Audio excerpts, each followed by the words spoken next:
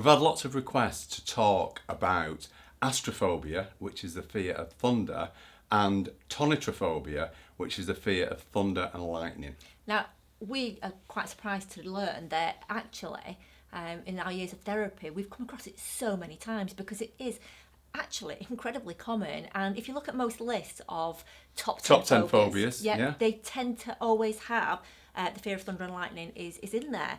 And the symptoms of a fear of thunder and lightning can be sort of quite debilitating without people even realising. In there, people become obsessed about watching the weather and having weather apps. And then if there is bad weather, they hide in cupboards, they'll hide under duvets, they'll refuse to go out, become really anxious, start to have panic attacks. So it is something that does affect a lot of people. And what we do know is that nobody is actually born with a phobia. So understanding, first of all, why you've created or why you've learned this fear is a great step to actually overcoming it.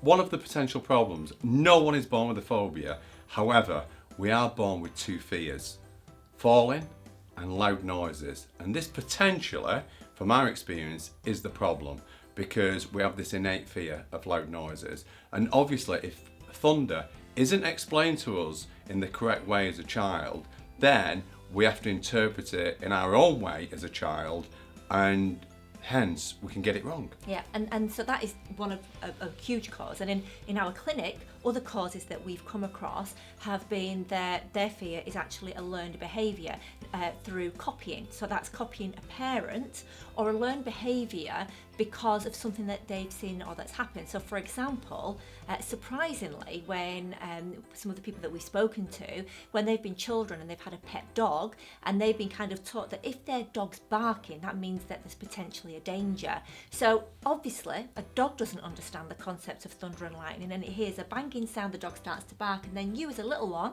could think, oh my goodness, I need to be on high alert, there's some sort of a danger, and you link your fear or your fight or flight response to the thunder and lightning as opposed to the dog. I mean, let's not forget here films, because we can all, if we're at a young age and we watch a film and we see something scary, and they tend to use thunder and lightning in a lot of horror films. That's true. Again, you could link that fear to thunder and lightning because of the movie. So, potential causes, because you've got a fear of loud noises when you're little and you've not been had explained to you what actually thunder and lightning is, that could cause it. It could be copying behaviour of a parent or a friend. It could be because you're in a heightened state because of your pet dog barking. It could also be perhaps because someone's told you something that's happened within thunder and lightning, or you might have seen something or know someone who's had a bad experience, or you yourself might have been in a storm and that made you feel fearful. We've also actually worked with someone who witnessed someone being struck by lightning.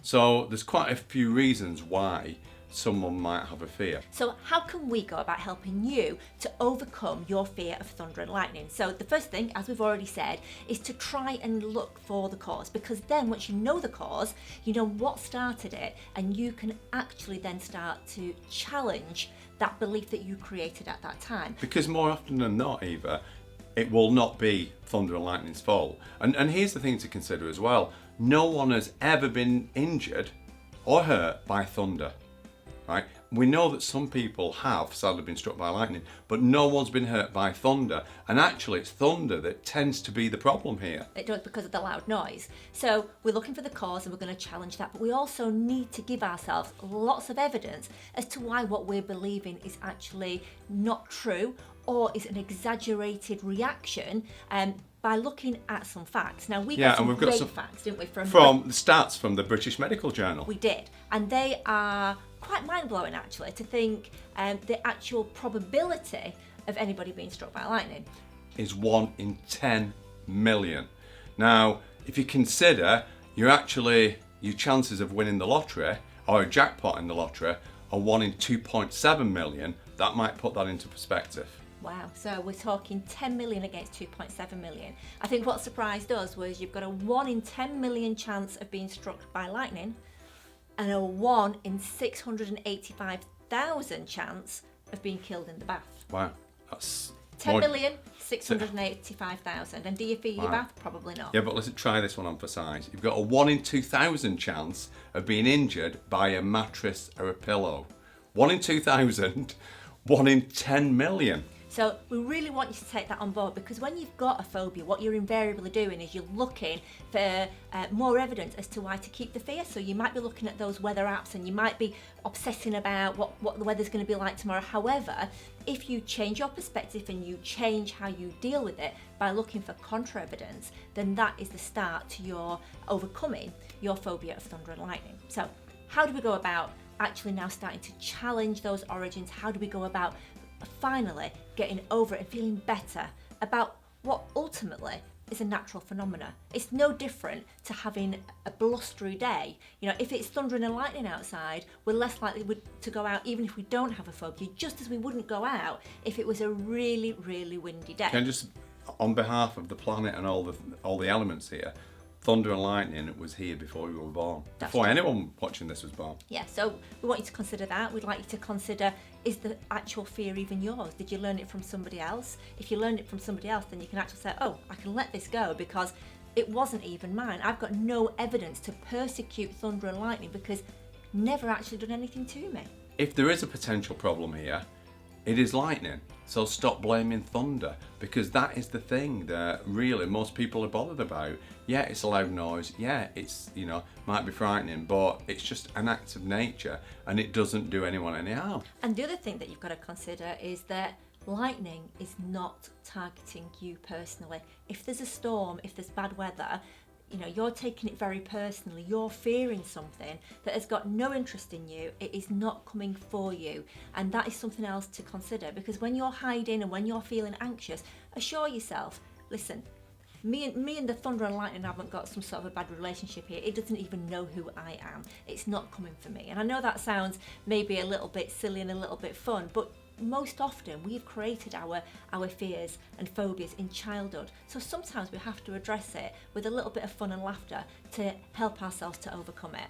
And you've got to look at other people and take their lead, and ultimately, most people don't have a fear of thunder and lightning. And if you can see other people just going about the business, in a storm, not a problem. So one question that we always say to people who've got a phobia, ask yourself, is it real in the world or is it real just to you? And in this case, it's real just to you, because the world doesn't stop when thunder and lightning appears. Yeah. So another and probably one of the final things that we'd like you to consider and would like to share with you is that don't feed that fear. And what we mean by that is that the more times you try and exercise it by looking at weather apps, by considering it, by building up the fear, by trying to prove to yourself that you should be fearful, that's like exercising a muscle. And just like for every time you exercise a muscle, like a bicep curl, every time you exercise it, that becomes bigger and more pronounced. Okay, so to summarize, to help you overcome your fear, here's what we need you to do. We need you to look for the cause, see if you can find, how did this start? We know you weren't born with it. Try and understand where it came from, where you learned it from, why it started, so you can actually challenge that. If it was because of a dog barking, which was an example that we used, then it wasn't the actual thunder and lightning that scared you, it was the reaction of the dog, and yet you're blaming the lightning and the thunder. What I'd like you to consider is that just imagine that you had to be the prosecutor in a court of law, and you're going in that court and you're going to say thunder and lightning must be condemned because I have this fear, right? And you've got to give a really good case against thunder and lightning.